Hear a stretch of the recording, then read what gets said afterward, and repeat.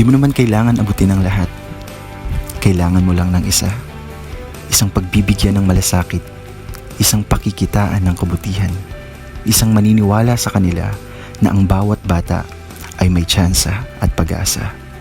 Hindi kailangang magarbo. Hindi kailangang malaki.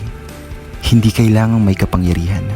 Dahil naniniwala kami na ang simpleng tulad ko, na ang simpleng tulad namin ay kayang maghatid ng pag-asa mula sa pagsulat at pagbasa.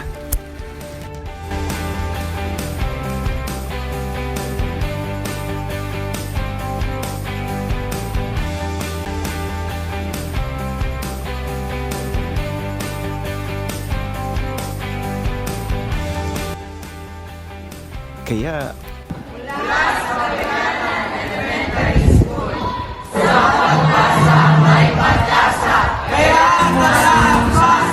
Next to me, my friend, embrace the sky.